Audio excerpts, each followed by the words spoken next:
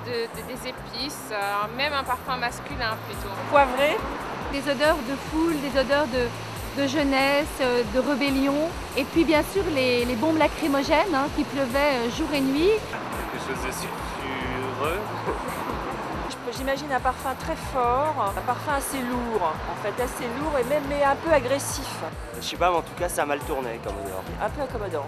Plutôt fleurs, un peu fruitées, musquées et patchouli.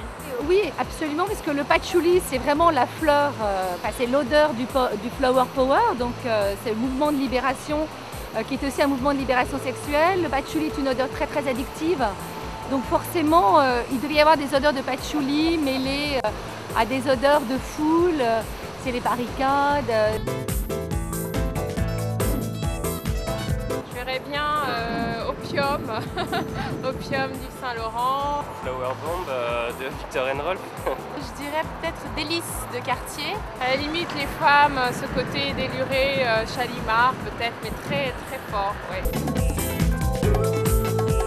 C'est peut-être l'annonce des parfums qui vont, et très vite après, puisqu'en 1969 on a deux parfums très caractéristiques. Calandre de Paco Rabanne. Paco Rabanne s'était posé la question de savoir à quoi servait le parfum. Il en avait déduit que finalement ça servait à faire l'amour et que donc il fallait une odeur pour une femme libérée qui parte avec son petit copain au bord de la mer pour faire l'amour dans sa voiture. C'est en fait un parfum très vert, ce sont des roses, mais des roses métalliques, car pour une des premières fois on utilise l'évernil qui est un dérivé de la mousse de chêne. Guerlain, qui est une marque très bourgeoise malgré tout, veut créer un parfum pour les filles de Chalimard.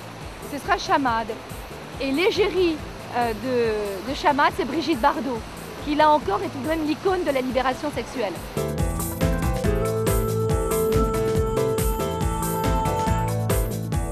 Justement pour célébrer ce grand anniversaire, Fauchon a créé un thé spécial, mai 68, qui est un parfum de révolution. Un thé parfumé aux saveurs exotiques, pamplemousse, fruits exotiques, avec des notes de rose pour l'adoucir, mais également d'écorce de citron pour le relever. Donc c'est un thé absolument historique. Forcément, quand la culture bouge, la culture elle a son expression artistique, elle a son expression olfactive, vestimentaire, etc. Donc moi je trouve que c'est intéressant de célébrer ce moment qui était un moment très fort dans l'histoire de la société. La maison Fauchon d'abord existe depuis 120 ans, donc elle fait partie du patrimoine historique de la France et c'est une maison de révolution depuis son origine et qui est actuellement en pleine révolution. Alors dans révolution, il y a rêve et évolution.